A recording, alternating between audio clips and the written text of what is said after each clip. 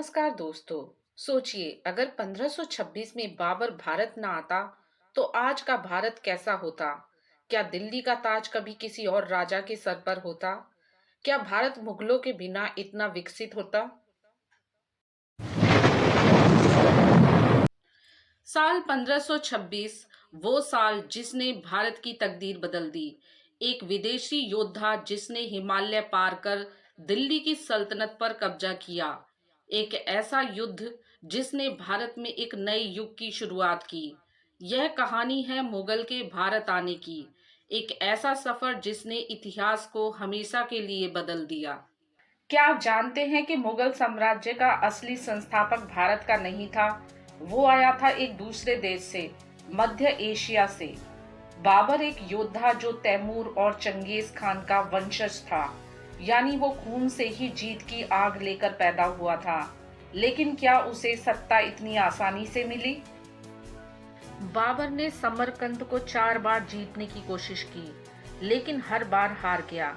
उसके पास बस अब एक ही विकल्प था, एक नया साम्राज्य, और उसकी नजर पड़ी हिंदुस्तान पर। लेकिन बाबर ने भारत को ही क्यों चुना?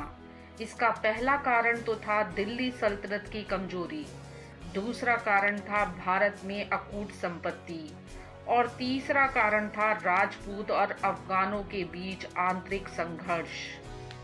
तो बाबर ने अब फैसला कर लिया था। उसने अपनी 12,000 की सेना तैयार की और निकल पड़ा हिंदुस्तान की तरफ। 21 अप्रैल 1526 एक ऐतिहासिक दिन।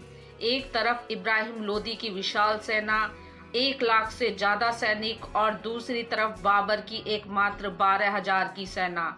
लेकिन बाबर के पास एक सीक्रेट वेपन था, तोपे और नई रणनीति। बाबर ने तुलगमान नाम की एक नई तकनीक अपनाई, जिससे उसकी सेना ज्यादा प्रभावी साबित हुई। लोदी की सेना बड़ी थी लेकिन अनुशासनहीन थी। युद्ध कुछ ही घंटों में खत्म हो गया और बाबर ने जीत हासिल की। बाबर की जीत सिर्फ एक शुरुआत थी। अगले 300 सालों तक मुगलों ने भारत पर राज किया। ताजमहल, लाल किला, फतेहपुर सीकरी जैसे शानदार किले बने। भारत में फारसी हिंदुस्तानी संस्कृति का मिलन हुआ। व्यापार और कला का एक नया युग शुरू हुआ। दोस्तों, तो ये कहानी थी कि मुगल भारत क्यों आए और उन्होंने इसे कैसे बदला।